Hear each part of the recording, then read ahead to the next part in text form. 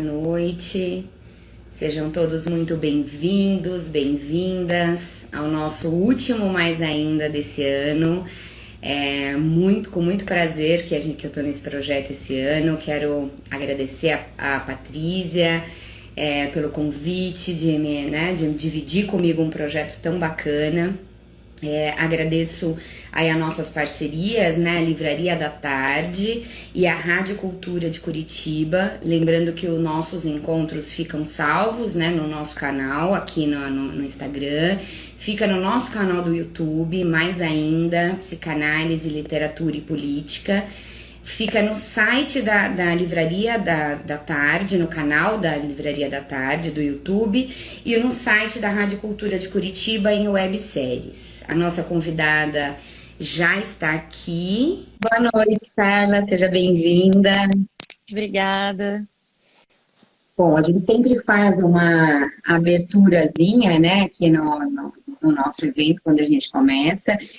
E aí hoje eu quero, ao invés de falar um pouco sobre a psicanálise, sobre o feminismo, porque você já vai fazer isso muito bem, então eu quero trazer um pedacinho de um livro da Maya Angelou, que é Carta para Minha Filha, que eu achei muito bonito, em que ela diz assim: quando decido escrever, fico presa à minha insegurança, apesar de todos os prêmios que já ganhei. Penso, agora eles vão descobrir que eu sou uma charlatã, que na verdade não sei escrever, muito menos escrever bem. Quase desisto. Então apanho um bloco amarelo novo, que quando me aproximo da página, penso no quanto sou abençoada. O navio da minha vida pode ou não estar navegando por mares calmos e tranquilos. Os dias desafiadores da minha experiência podem ou não ser brilhantes e promissores. Em dias tempestuosos ou ensolarados, em noites gloriosas ou solitárias, mantenho uma atitude de gratidão. Se insisto em ser pessimista, há sempre o amanhã. Hoje sou abençoada. O prefácio desse livro é da Conceição Evaristo, e ela diz uma coisa que eu achei bem interessante, que é assim, um dos aspectos da trajetória da autora é que ela talvez tenha encarnado ao longo da sua vida a máxima: há que endurecer, mas sem perder a ternura jamais, né? Uma frase do Che Guevara. E aí, então, oficialmente recebemos agora a nossa convidada. Espera aí que a Paty está me dizendo para eu abaixar um pouquinho a câmera, porque como divide a tela aqui, pronto, acho que agora foi. Então agora apresento a nossa convidada, né? Então, Carla Rampin Xavier, psicanalista, trabalhou com política pública durante mais de 12 anos, doutoranda pela PUC São Paulo no programa de Psicologia Social, atualmente pesquisando sobre psicanálise lacaniana, laço social e feminismo. Seja muito bem-vinda, é um prazer ter você aqui. Eu tenho a honra de acompanhar aí a sua pesquisa, ouvir um pouco você, né, no núcleo, e seja muito bem-vindo. Então, conta um pouco pra gente do seu percurso, de como que você chega nesse tema. Fica à vontade. Tá certo. Obrigada, Michele. Primeiro eu vou agradecer o convite, né? Acho que nesses primeiros minutos vou estar um pouco tímida, minha primeira live, né? Então, enfim, faz parte, mas agradeço muito o convite e agradeço as trocas, né? Tanto nos espaços que a gente circula, e acho que é um pouco também uma forma de trazer isso para cá, né? E aí você estava me perguntando como que eu vou parar nessa pesquisa. E é um pouco por aí mesmo, assim, né? Não tinha esse cálculo de que eu pesquisaria exatamente essa questão de uma aliança possível, né, entre psicanálise e feminismo. Mas, mais ou menos em 2004, quando eu começo a trabalhar na área de políticas públicas, via saúde, especificamente na área de participação popular. Então eu estava sempre muito em diálogo com os movimentos, porque era um pouco do que o meu cargo pedia, né? E isso me fazia transitar muito, assim, tanto pela prefeitura como um todo, né? Porque ainda na área da saúde, mas nessa forma de ver as coisas de maneira costurando, né, as várias áreas, né, principalmente porque esse é e deveria ser, né, um pouco o que orienta a participação popular, né?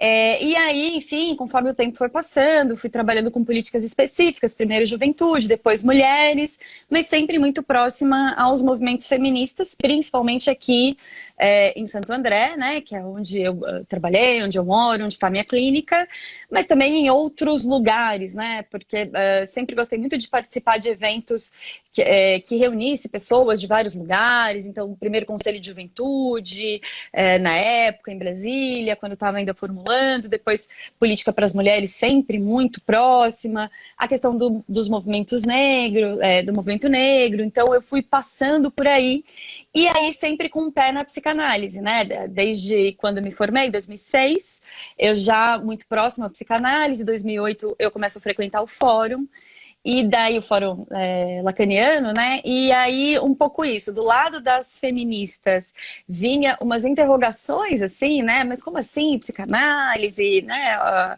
Esse senso comum, né, da psicanálise sobre ser machista, patriarcal, que eu acho que cada vez menos vai ganhando espaço, né, esse discurso, e ao mesmo tempo, do lado da psicanálise, tentando entender, então, como que as políticas públicas, né, como pensar as políticas públicas, porque política pública tem uma tentativa de ser universal, né, ou pelo menos atingir o maior número de pessoas, né, não cabe muito espaço para singularidade. Muito embora os psicanalistas vão ocupando esse espaço, vão tentando encontrar caminhos.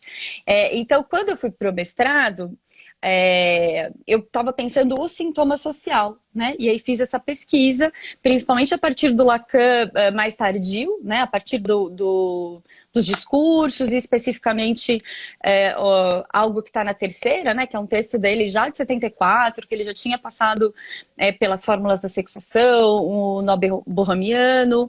E aí, quando eu volto, 4 anos depois que eu termino o mestrado, eu vou trabalhar na primeira Secretaria de Política para as Mulheres aqui de Santo André, né?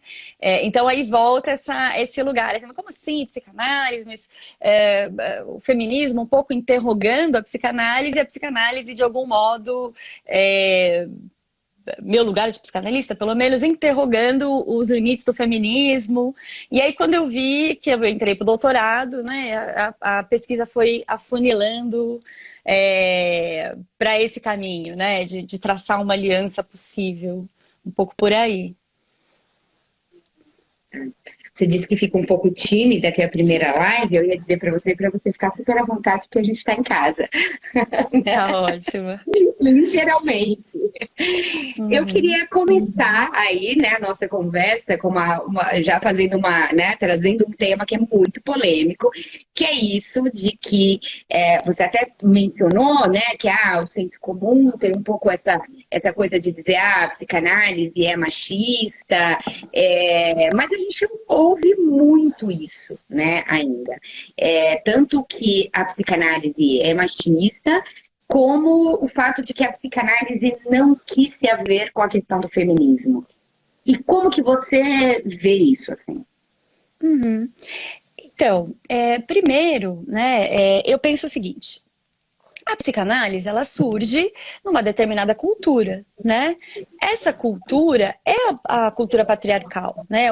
Tem registros da sociedade patriarcal há pelo menos 8.000 anos, né? Quando a psicanálise surge, então, ela vem de uma cultura que já estava formada patriarcal, né? Antes disso, tem alguns estudos que mostram que as sociedades eram matriciais, né? E é interessante pensar o que é matricial, porque não é que eram matriarcais, mas que a sociedade tinha uma outra forma de organização, né? Isso o Humberto Maturana vai pesquisar, tem outros pesquisadores também, mas esse é o que está mais fresco para mim, né?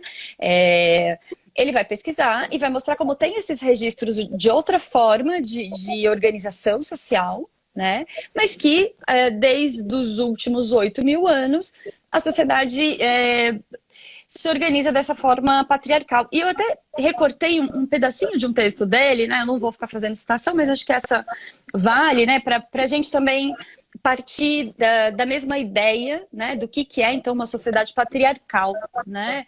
Então, ó, ela se caracteriza por coordenações de ações e emoções que fazem da nossa vida cotidiana um modo de coexistência que valoriza a guerra, a competição, a luta, as hierarquias, a autoridade, o poder, a procriação, o crescimento, a apropriação de recursos e a justificação racional do controle e da dominação dos outros por meio da apropriação da verdade. Então, ponto, né? Isso é que a gente, né, enfim, que os estudiosos, os historiadores chamam de uma sociedade patriarcal, né? É essa sociedade que, de algum modo, se organiza por meio desta lógica que daí, para a gente, né, da psicanálise, vai chamar de lógica fálica, né? Que tem a ver com essas disputas, com a competição do mais forte, etc., né? Então, a sociedade ela já vem marcada por isso, né? Quando Freud começa a escutar as mulheres, e aí tem toda essa delicadeza, né, do jeito que a gente usa os termos, porque não necessariamente o Freud deu voz às mulheres. As mulheres já tinham voz. Só que o jeito que isso era tratado naquela conjuntura era um pouco de... Bom, é daí que vem a coisa da histeria, né? Daí que vem os primeiros conceitos de histeria, de como se tivesse um problema dessas mulheres, especificamente, e não do lugar em que elas estavam designadas a existir naquele período social, principalmente, né? Enquanto isso, já tinha histórico dos feminismos, né? Na verdade, acho que feminismos no plural é um conceito mais recente, né? Mas se a gente pega desde a época, sei lá, da Idade Média, o que eram as bruxas, né? E por que a caça às bruxas, né? Porque era o momento onde a ciência, o iluminismo estava em ascensão e, de algum modo, naquela relação íntima com a igreja e com aquela forma de mestria que a igreja estava um pouco perdendo força, mas nem tanto, né?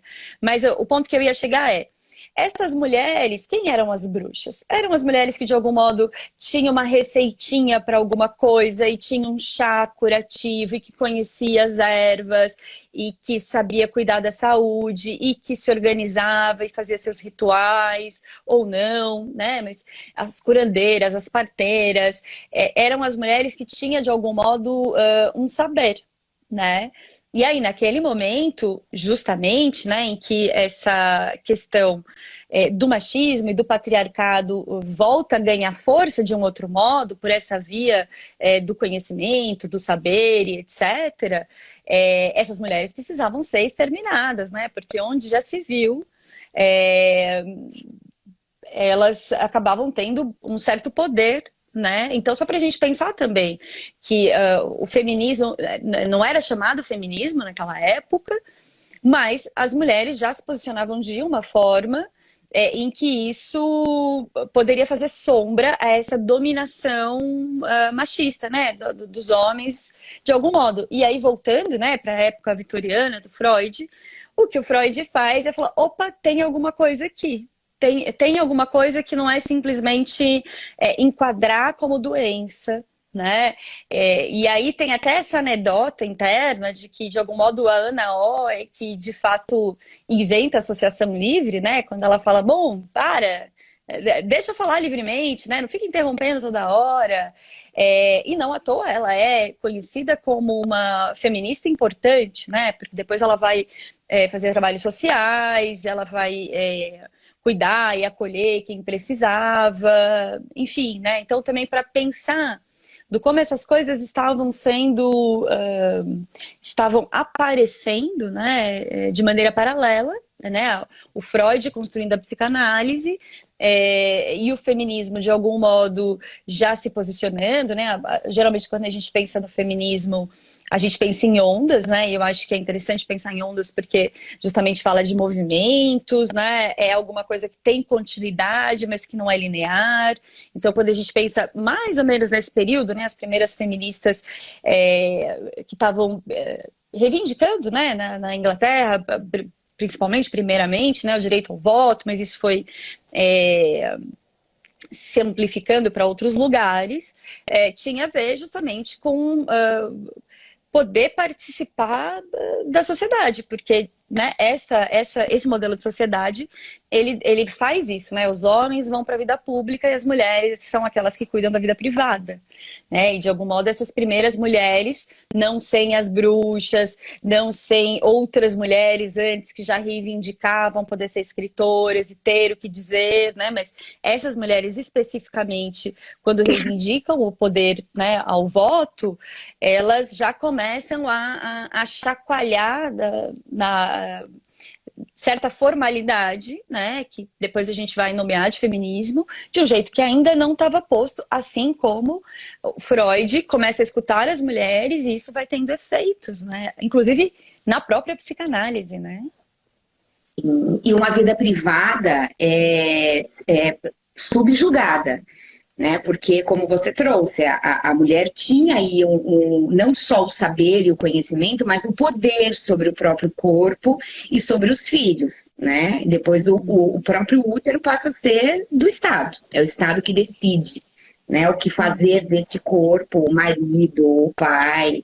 Então é bem interessante pensar na contextualização mesmo, como você está trazendo, né? Uhum. Porque senão a gente corre o risco de, por um lado, talvez, para quem não é da psicanálise, acusar a psicanálise de ser machista, por exemplo, ou às vezes dentro do nosso campo, né, dentro da psicanálise, a gente não pensar muito sobre a questão, justamente porque é uma questão polêmica que tem aparecido cada vez mais, e a gente entrar numas de defender a psicanálise sem olhar para a própria contradição, né? Eu sempre, meu mestrado, eu olhava um pouco mais para Marx, né? Para o Lacan, lendo Marx, e aí é interessante a gente pensar, estou falando do Marx, porque tanto a psicanálise quanto o marxismo eles não inventam algo, eles não inventam uma sociedade, né?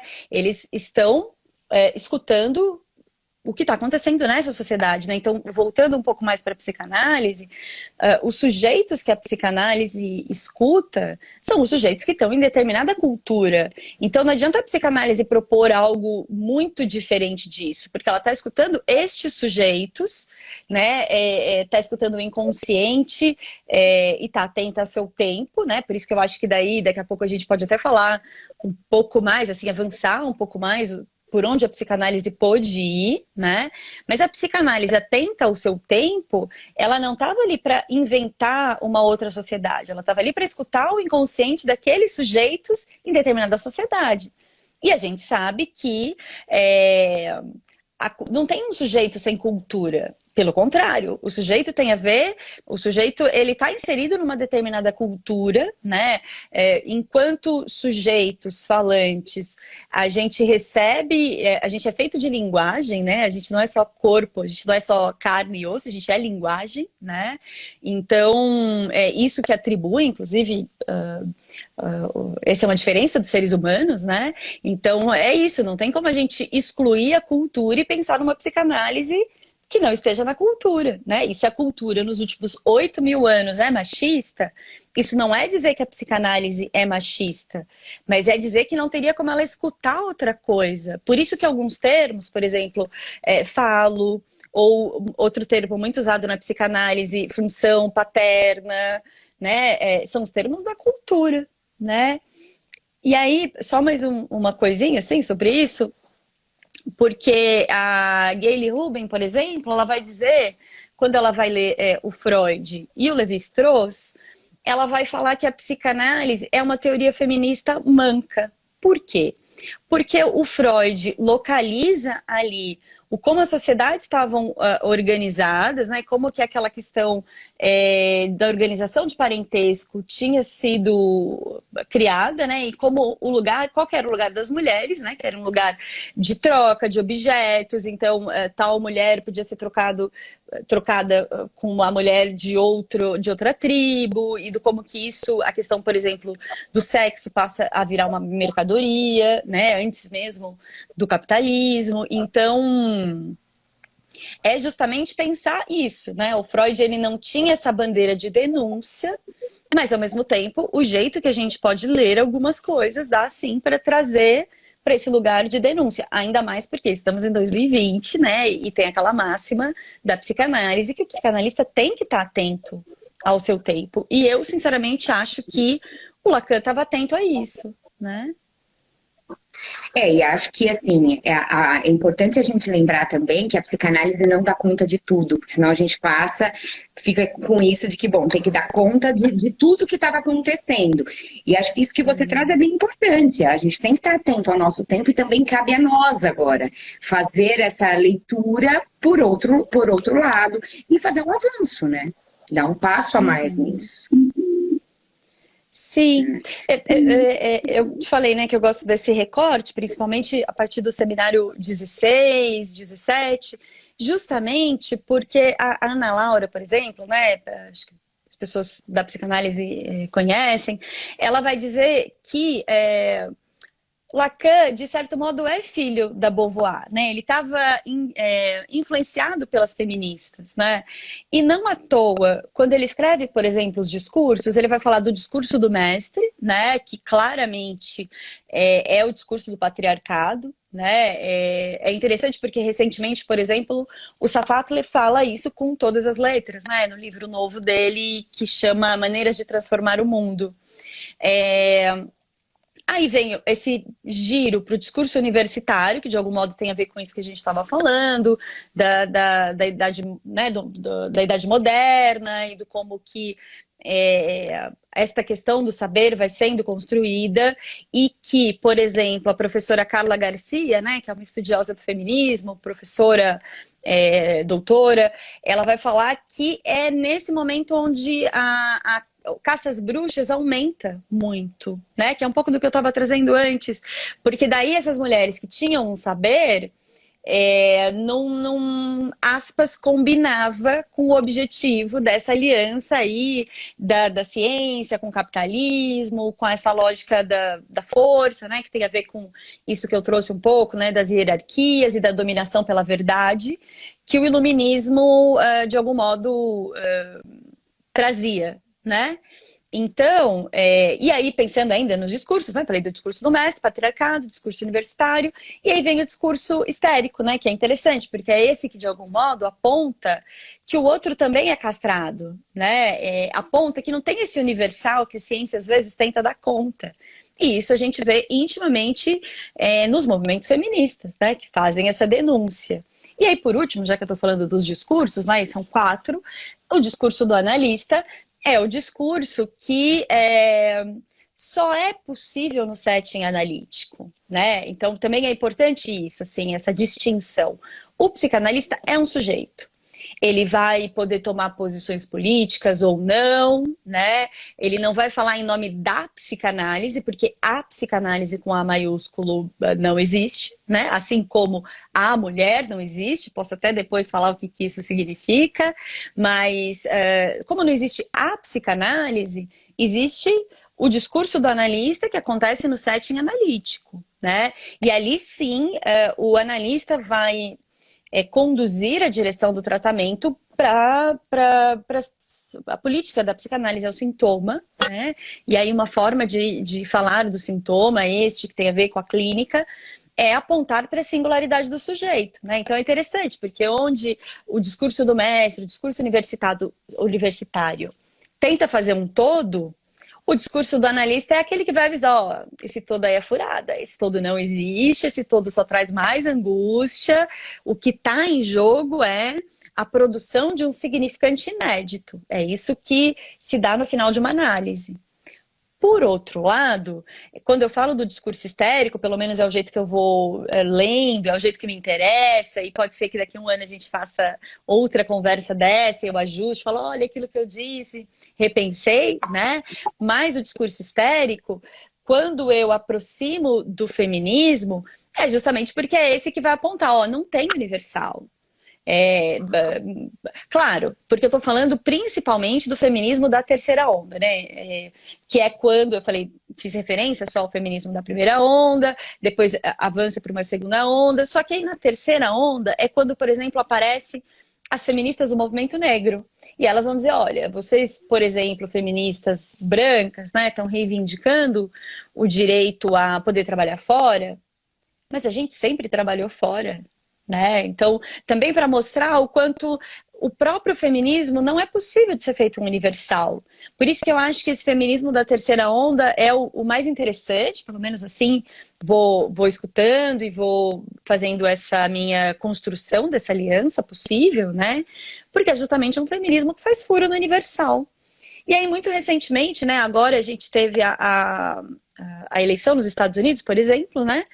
E a Kamala, ela foi eleita vice, claro, eu acho que tem todo um simbolismo a figura dela, mas ela tem, por exemplo, um histórico, né, que é criticado pelas feministas, né, por algumas posturas dela, né, no trabalho que ela executava antes, né, se não me engano, agora me fugiu, mas não sei em qual esfera jurídica, mas enfim, o ponto que eu quero chegar com esse exemplo é: aí a Angela Davis foi contestada sobre isso, né? Mas, como assim? Você não acha que é problemático a figura dela como uma mulher negra e um histórico, assim, assim, assado? E aí a Angela Davis dá uma resposta que eu acho ótima, que ela fala assim, olha, o feminismo tem a ver com acolher a contradição e não excluir a contradição para fazer um universal.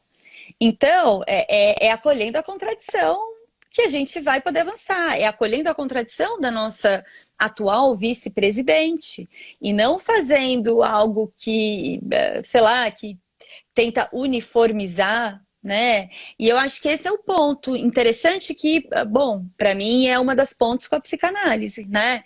Que é não querer excluir a contradição. E sim, de algum modo, entender que a contradição faz parte, né? Inclusive, essa contradição interna da própria psicanálise, né? Vou compartilhar com vocês, no último sábado, teve um evento do Fórum do Campo Lacaniano, né? E aí foi feito, a Tauana estava apresentando um trabalho, e aí foi feita uma questão para ela sobre isso, né? Sobre esse lugar da psicanálise. E eu acho que é interessante justamente a gente pensar em não excluir a contradição. Eu acho que, horas, o Lacan, como seguindo o que o Freud deixou de herança, ele vai usar os mesmos termos, né? Ele vai falar de lógica fálica, ele vai falar de mulher, homem, mas para levar também para um outro caminho, porque ele vai deixar claro que, olha, homem e mulher são significantes. Falo é significante. Agora, é um significante que, de algum modo, justamente por esse histórico de 8.000 anos, ele está enraizado, está registrado no inconsciente e tenta fazer essa equivalência no conjunto, vou colocar aspas, dos homens, né? E eu acho que isso pode ser um ponto de contradição, dependendo do jeito que a gente lê, dependendo do jeito que a gente escuta. Por outro lado, quando a psicanálise aponta para a singularidade, ou quando o Lacan vai falar do lado não todo, e vai dizer que a posição não toda tem a ver com o lado mulher, eu acho que isso é justamente não ser machista. Eu acho que é justamente ser influenciado pelas feministas. Eu falei, né, dos discursos agora há pouco, mas o que eu queria dizer também sobre os discursos é porque é um seminário que foi dado em 70. Então ele o Lacan era muito atento ao que estava acontecendo, né? Em 68, maio de 68, não foi qualquer coisa, principalmente na França, né? E os movimentos feministas estavam ali muito presentes. E o Lacan estava atento a isso. Então, o Lacan tem essa maneira, não é leitor do Lacan, o Lacan, ele tem dois escritos, né? Tem o escritos e outros escritos, mas no geral eram seminários. E aí, como os seminários, como falas, enfim, assim como eu estou falando de coisas que aconteceu no sábado, ou fazendo referência ao livro novo do Safatli, ou à aula da Carla, enfim, seminário da Ana Laura, ele também estava influenciado pelo que estava sendo produzido, pelo que estava sendo contestado naquele momento. E isso dá pistas no seminário, né? Tem horas que ele faz uma referência indireta a isso, né? As feministas, ou tem um trecho que ele vai falar assim, porque estes movimentos agora interrogam, claramente falando dos movimentos feministas. E aí não à toa, né? Se o seminário 17 tem esse recorte de tá datado ali, nos anos 70. Depois vem o seminário 18, 19 e no 20 é quando ele deixa claro isso da fórmula da sexuação, né? Então não é sem a influência das feministas, não dá pra gente dizer que ele foi iluminado do nada sem estar atento ao que estava acontecendo ali, né? Sim, sem dúvida. Fala um pouquinho dessa, assim, de forma breve, porque eu sei que isso daria, sei lá, né, dias e dias e dias de conversa, mas da fórmula da sexuação, só para a gente situar as pessoas que não são tão próximas da psicanálise.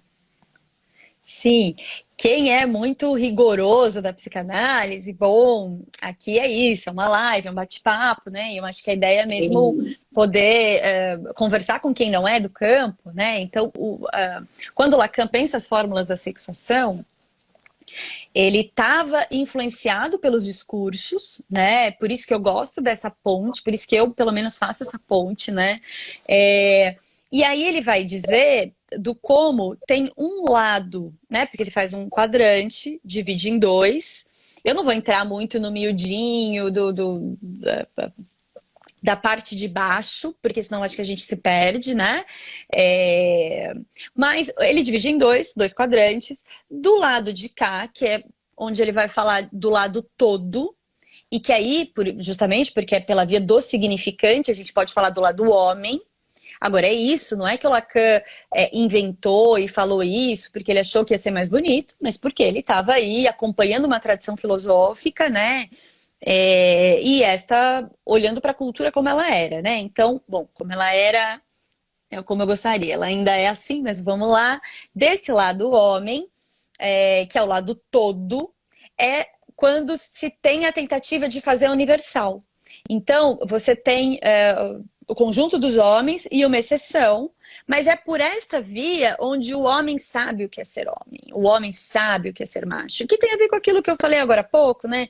Da competição, das disputas, por essa imposição de uma verdade. E aí o que o Lacan vai construir é isso, tensionado pelas feministas, principalmente essas, né, da terceira onda, que era um pouco... não sei o quanto disso ele pôde recolher naquele momento, né, mas era o que estava sendo construído, era o que estava em pauta. Então, desse lado que ele coloca como posição feminina, né? Tô falando posição porque, por exemplo, a Ana Laura, ela prefere, né, em vez de falar lado, porque aí, por essa lógica fálica, por essa lógica masculina, por essa lógica do todo, não é binário.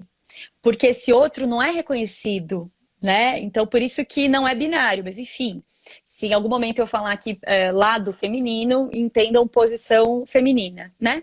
Que aí esse outro lado do quadrante, né, da posição feminina, é aquele que é não todo. O que quer dizer isso? Quer dizer que não é todo colonizado pela lógica fálica. Tem alguma coisa que escapa a essa lógica fálica.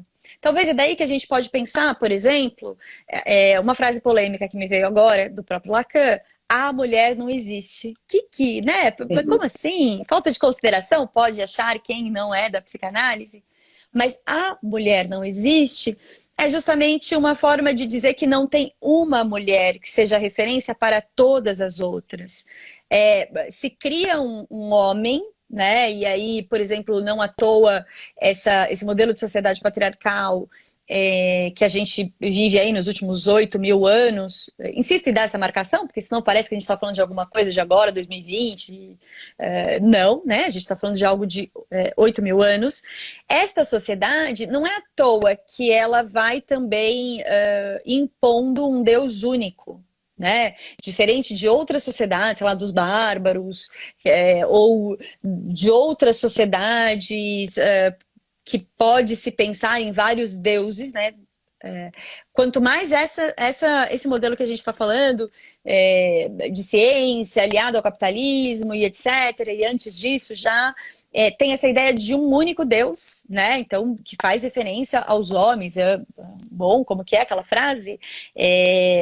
Não sei o que lá, sua imagem e semelhança, né? Como se daí dessa posição masculina dessa verdade, dessa imposição de verdade, desse universal e etc., fizesse isso de algum modo. Né? Tem um universal, tem um, e todos os homens sabem como é ser homem. É só ser competitivo e tudo isso que eu já tinha falado antes. Do lado mulher, né, ou da posição mulher, não tem isso. Não tem uma mulher que equivale a todas as mulheres. Por isso, a gente pode pensar em não todo, né? Porque é isso, não é todo colonizado pela lógica fálica. Né? Acho que essa é uma maneira de tentar, né, transmitir alguma coisa sobre isso. Claro que se a gente abrir o Seminário 20, vai ter várias outras coisas possíveis de extrair dali e de pensar, né?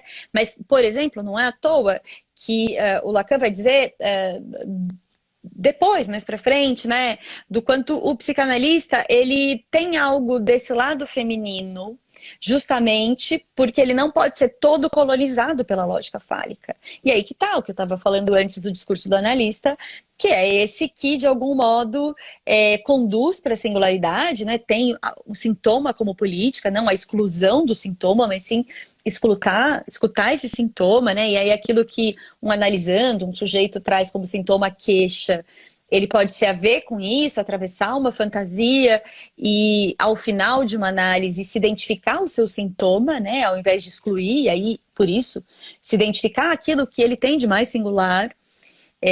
Se a gente pensa que um pouco o formato dos discursos, né? O que está no lugar da produção, justamente, é o S1, que não é o S1 do lugar do mestre, é o S1 de um significante inédito, né? Então,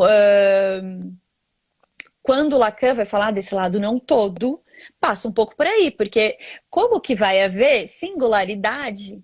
Eu, pelo menos, penso isso e venho construindo, né, essas argumentações nesse sentido, de como vai haver singularidade numa sociedade totalitária. Como vai haver singularidade possível numa sociedade que não permite isso? Claro, a gente está aí em tensão, a gente está horas numa sociedade um pouco mais democrática, horas menos, mas uma sociedade absolutamente autoritária, o que pode... Como que a gente vai pensar na singularidade de uma mulher no setting analítico, sei lá, numa sociedade onde essa mulher não tem espaço para nada, onde o máximo que ela pode fazer sei lá, estar no âmbito privado, dentro da sua casa, cuidando do que um outro ordena, ou quando essa mulher é trocada como mercadoria, ou como a questão da violência, que a gente ainda tem que lidar com isso, né? Ainda não é pauta superada. Né? Então, para pensar mesmo do como tem algo que as feministas trazem de apontar, né, o como esse universal é uma falácia, do como tem algo que não dá para enquadrar, né, que não é para todos sermos iguais. É para que a gente possa ser diferente, para que a gente possa estar numa sociedade sem abrir mão das diferenças, sem que isso vire um prejuízo para as mulheres, sem que isso vire uma ameaça de morte e por aí vai, né? Então, acho que você me acompanha nessa hora, assim, né? Do como daí tem uma aliança possível mesmo. Agora... Isso não quer dizer que vai ter uma relação direta e que a psicanálise e o feminismo vai sair de mão dadas por aí. Não é isso. Até porque, quando a psicanálise fala que não há relação sexual, é porque é isso, né? Tem algo entre um sujeito e outro que nunca vai chegar a uma total... harmonia, que não é harmonia que eu quero usar, mas cada sujeito se relaciona com a sua própria fantasia. Às vezes o outro entra nessa fantasia, às vezes não. Então também a gente querer achar... Né? Exato. E aí, então a gente querer achar que ou a psicanálise tem essa relação de completude com o feminismo, ou são adversários, bom, o que a gente ganha com isso, né? Eu queria depois que você falasse um pouquinho assim mais, né? Eu não tenho certeza, mas se não me engano, eu acho que você usava um termo assim nas discussões do feminismo da diferença, né? Que eu acho que foi um termo que me chamou muita atenção, assim, que eu vi aí sim uma possibilidade mesmo de né? E já tem uma pergunta aqui, eu vou abrir daqui a pouco os comentários para as pessoas irem fazendo perguntas, então quem tiver, eu já vou deixar aberto agora, mas já tem uma pergunta aqui da Tainá, que se tem algum motivo específico para você usar o significante colonizado, quando você vai falando dessa coisa de uma colonização fálica. Tá. Tem, que porque é o termo em que, primeiro eu vou agradecer a Tainá pela pergunta, né? Pela participação, interação, enfim. É, tem, porque é justamente quando a gente entra na linguagem, a gente de algum modo está sendo colonizado pelos significantes que já são anteriores à nossa entrada, né? Um sujeito, ele já é falado antes mesmo de nascer, e é justamente quando ele vai recebendo esses significantes, né? E de algum modo, nisso que eu estava trazendo um pouco antes, né? Desse lado todo, que é o lado em que se tenta, que tem a ver com o discurso do mestre, né? Tem esse registro fálico que de algum modo coloniza os sujeitos como um todo, homens e mulheres, né? A questão é justamente por isso que eu vou deixar bem marcado de novo, né? Homens e mulheres são significantes, né? Não quer dizer que é porque nasceu de determinada forma ou porque se identifica com determinado gênero. São significantes. E aí, a gente é colonizado por uma série de significantes, né? E aí, de algum modo, o que a gente pode pensar do lado feminino é justamente isso que escapa, né, a essa significação, a essa imposição. E não tem um equivalente para o lado mulher. Né? Mas é isso, eu insisto, né? Quando eu estou falando do lado mulher, falo, não é para a gente fazer uma ideia muito fechada ou muito colada com o que a gente conhece do senso comum. Pelo contrário, isso também vale marcar aqui, né? Deixar avisado, porque, por exemplo, a gente poderia então, você poderia me perguntar o seguinte: mas então por que a gente só não fala todo e não todo? Por que a gente já não derruba logo esses nomes? E aí tem várias respostas que surgem a partir disso, né? Essa é uma das polêmicas. Porque vai ter quem acha que, bom, então vamos abrir mão desses nomes, mulher e homem, e vamos falar só de todo, não todo, né? De lado fálico ou lado não fálico. Mas vai ter também quem defende que justamente, porque se o Lacan já estava sendo influenciado pelas feministas de maio de 68, pelas psicanalistas feministas, e aí ele vai e mantém que o lado não todo é o lado mulher, a gente pode pensar nisso como uma posição política, né? De atribuir aí esse lugar que escapa a essa toda colonização fálica. E aí vou emendar com o que você tinha me perguntado, né? Do feminismo da diferença, que é o feminismo da terceira onda. Porque esse feminismo, enfim, é isso. Começa com a contestação, por exemplo, das mulheres negras, né? Que falam, olha, escuta aqui, eu não sou mulher, né? Porque isso que você está reivindicando não faz sentido para mim. Ou da beleza, do estereótipo da mulher como aquela que vai ser cortejada. Bom, isso também talvez não caiba ou não coube naquele momento, por isso a contestação das mulheres negras de, olha, pera, isso que vocês estão reivindicando não conversa com a minha realidade, né? Então aí elas já começam dentro do próprio feminismo a dizer o seguinte, bom, igualdade de direitos é uma coisa.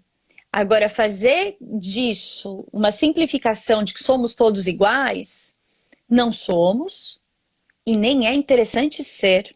É interessante que possamos ser diferentes.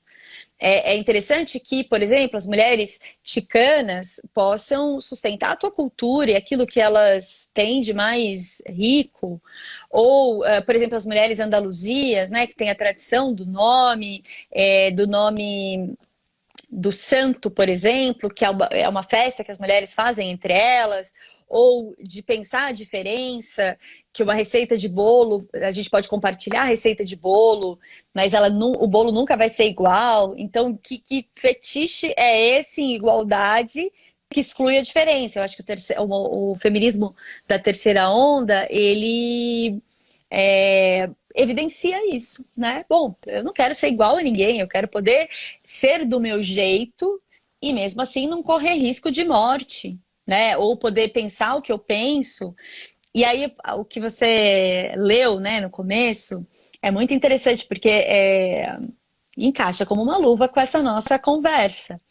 Porque ali, quando você está falando desse lugar, né, da mulher, mas quase se sentindo uma farsa, né? Mas, bom, se esta lógica se impõe por essa via da verdade, a mulher, quando consegue estar em alguns espaços, ela tá, mas ela tá o tempo todo um pouco, mas será que eu tô fazendo direito? Mas será que é certo? Mas será que é por aí, né? Pelo menos assim, conversa muito com o que você trouxe, né? E ainda neste sentido, tem uma anotação que eu fiz que eu acho que é interessante, assim, né? Justamente para marcar os avanços do Lacan, né? É daí os avanços lacanianos, não sem as feministas, porque onde o Freud falava de incompletude das mulheres, o Lacan vai falar de inconsistência. Inconsistência é o que permite a indeterminação, ou seja, poder abrir mão dessas categorias totalizantes, né? É não dar consistência à lógica fálica, né, fechada em torno de um único referencial que tenta fazer esse todo, que tenta fazer acontecer ou impor um universal, né? E é essa virada no campo da psicanálise que me faz pensar e de algum modo propor a tese, né, que eu estou construindo, enfim, dessa aliança possível com o feminismo da diferença, já que esse questiona qualquer tentativa de universal e que a psicanálise, na direção do tratamento, é justamente o que fura o universal, né?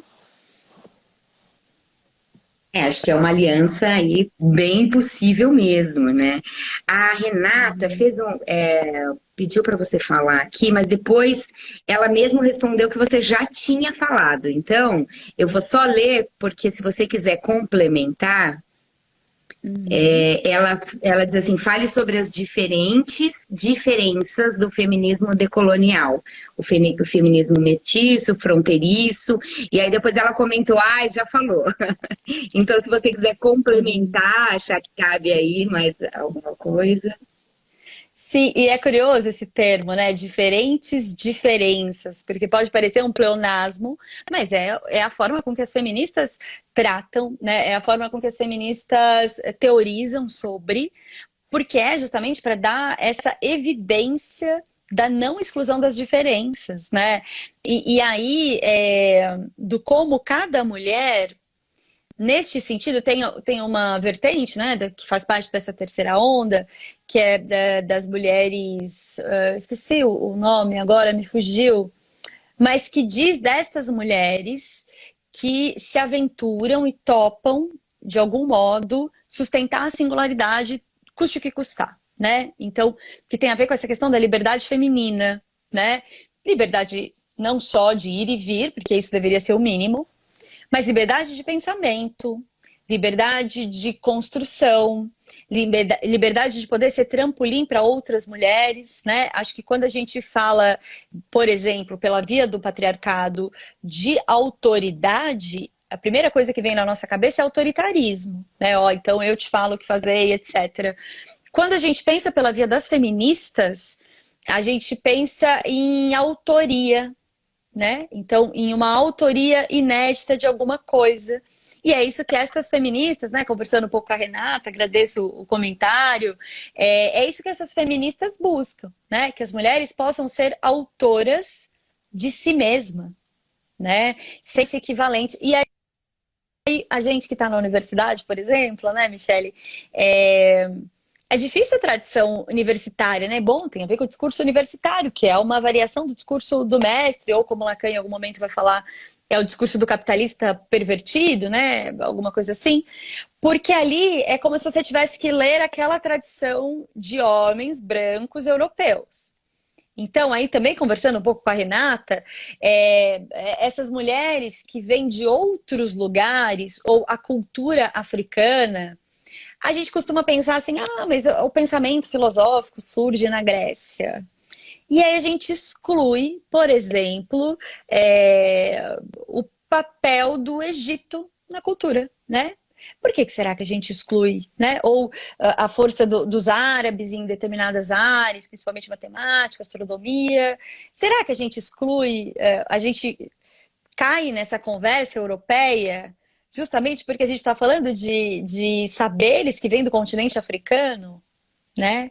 Ou por que que quando a gente pensa nas pirâmides maias, às vezes as pessoas falam assim, ah, não, foi ET que construiu. Claro, porque é mais fácil pensar que foram ETs do que foram pessoas que já estavam aqui nas Américas, né? E que tinham uma inteligência que até hoje, isso serve para as pirâmides aqui, ou, né, as pirâmides do Egito, que tinham uma inteligência que até hoje o homem europeu, branco, dessa tradição acadêmica, não consegue desvendar, né? Então, por isso, conversando com a Renata nessa questão decolonial, porque quando a gente descoloniza a nossa forma de pensar e entende que isso que é transmitido para a gente dessa lógica acadêmica, eurocêntrica e etc., e que tem muito mais saber além disso, que a gente está construindo outros saberes, inclusive as mulheres aqui e em vários lugares, é muito mais interessante do que a gente ficar preso nessa lógicazinha da verdade, ou essa verdade, ou não, que você está falando é errado, onde já se viu, né? Tem uma outra pergunta aqui, que é acho que é Tal Análise, que acho que é o perfil no Instagram, né? O que você acha de Freud ter chamado a sexualidade feminina de continente negro? Então, eu acho que é aquilo que ele podia, aquilo que ele conseguiu saber naquele momento, né? Porque daí é isso, eu não jogo, acho que a Tauana também não tá fazendo isso, né? Mas eu não jogo Freud na fogueira, né? Como eu comecei dizendo, ele era um homem daquele tempo, e eu acho que para aquele tempo ele ainda foi muito progressista, né? Ele ainda foi um pouco além, né? Falar de sexualidade, falar, olha, tem alguma coisa aí das mulheres que eu não sei. Eu não sei o que é uma mulher. E aí é interessante, porque a gente pode pensar isso por essa via de um estereótipo, né? Como se, ah, mas como assim? Não sabe o que você quer dizer? Mas a gente também pode pensar, bom, a gente não sabe. E o quanto isso pode ser libertador, porque daí é cada mulher que vai falar o que ela quer, justamente porque não tem uma mulher, né, a mulher que fale por todas as outras, né? Claro, eu fiz essa ponte, né, para coisas que a gente pode pensar mais atuais, né?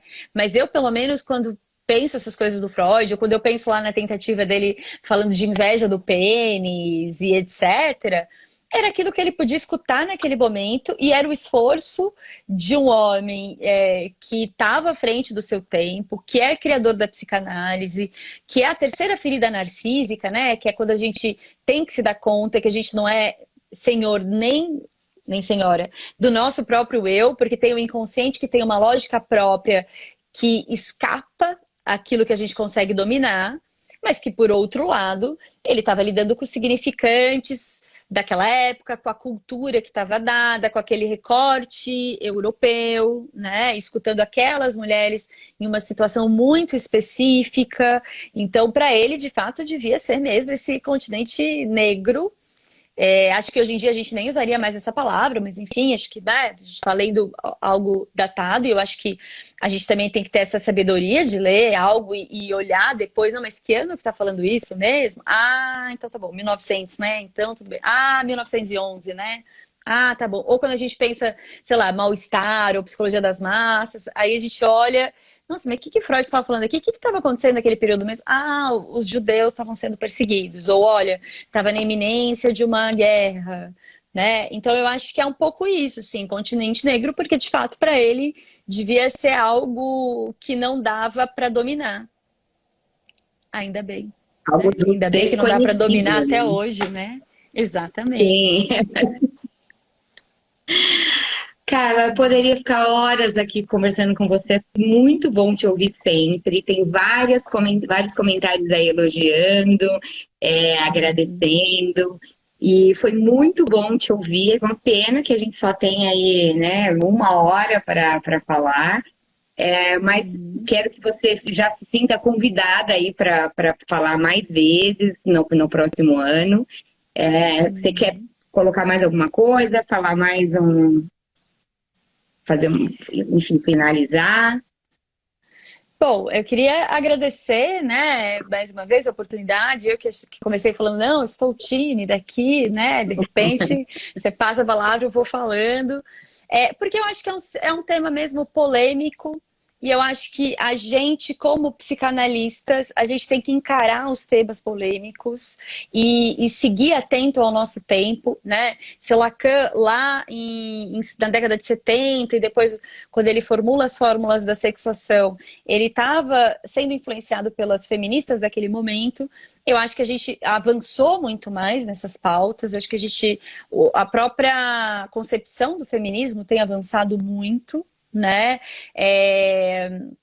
E eu acho que é um pouco por aí. A Rita Sevasco, ela vai dizer, inclusive, que o feminismo é um sintoma que marca esta sociedade, né, que fala da liberdade, igualdade e fraternidade, porque o feminismo mostra que essa liberdade, igualdade e fraternidade que foi prometida lá no período, né, da Revolução Francesa, não foi alcançado até hoje, né? Então, bom, acho que os psicanalistas no consultório não vão ficar debatendo feminismo, não vão debater esses temas, mas ao mesmo tempo, quando uma mulher chega no consultório e vai dizer, olha, ai, não, mas eu não consigo fazer tal coisa porque moro em tal região e tenho medo de sair à noite, de não ficar também, reduzir essa escuta, falar, não, é pura fantasia, não é, né? Acho que dentro do consultório a gente vai continuar direcionando para o sintoma e para a singularidade, mas eu acho que como psicanalistas atentos ao nosso tempo e sujeitos numa sociedade,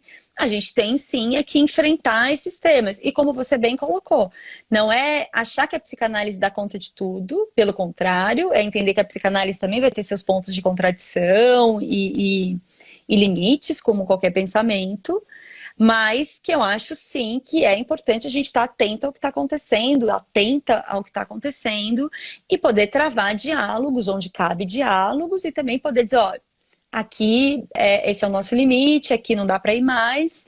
Então, eu mais uma vez agradeço o convite, agradeço todo mundo que está participando aqui, né, que de alguma forma entrou para escutar, para comentar, enfim, e fiquei muito feliz com a participação. Obrigada a todas e todos e todes. Você estava dizendo da questão da autoria, né? Nesse mesmo livro aqui, né, numa outra parte do prefácio da Conceição Evaristo, ela diz assim, a luta coletiva e pessoal para se tornar protagonista da própria história. Acho que né, cabe bem dentro disso que a gente estava discutindo aqui. Bom, mais uma vez eu agradeço, está super convidada para vir mais vezes, para a gente discutir outras coisas. A gente fala muito, então acho que a gente conversaria a hora. Eu quero muito agradecer as pessoas que acompanharam o projeto esse ano, especialmente a Patrícia, né, por ter me convidado aí para fazer junto com ela a curadoria, a mediação do projeto. Acho que esse foi um ano extremamente difícil e atípico, né, para todos nós. E aí, para mim, pelo menos, acho que esse trabalho, essa conversa, poder falar com pessoas que a gente admira, como eu admiro tanto o teu trabalho, você como pessoa, acho que isso nos ajudou, assim, a superar e a ficar um tantinho mais próxima das pessoas que a gente gosta tanto e que a gente não consegue ver, né? Então, acho que o trabalho, de alguma forma, conseguiu aí nos ajudar a superar isso tudo que a gente está vivendo, com todas as perdas, com todas as mortes, com todas as questões políticas que a gente está vivendo, quanto é tão difícil, né? Acho que a gente esperava que viessem anos difíceis, mas a gente acha que nem na pior pesadelo imaginou tudo isso que a gente está vivendo agora, né? Então, agradeço mais uma vez a parceria, né, da Livraria da Tarde e da Rádio Cultura de Curitiba. Os nossos encontros ficam aqui no Instagram, no nosso canal no YouTube, mais ainda, Psicanálise, Literatura e Cultura e Política, que eu sempre coloco essa cultura aí junto. E não deixa de ser, né, mas o canal é Psicanálise, Literatura e Política. Mais uma vez agradeço a todos vocês que ficaram. A Paty está dizendo que né, agradecendo também e dizendo que foi muito bom dividir aí o projeto. Acho que a Paty é muito mais que uma parceira de trabalho, mas uma amiga pessoal, uma irmã, alguém com quem eu sempre pude contar. E hoje eu quero agradecer também uma que eu tive, hoje eu estou muito fina, e eu tive até uma assessora aqui que ficou me servindo água e ligando os cabos do meu computador, então eu quero agradecer também a minha assessora aqui. E aí eu me despeço, boa noite a todos. Carla, obrigada mais uma vez. Beijo a todos e a gente Obrigada. volta o ano que vem. Até mais. Tchau, tchau. Até, tchau.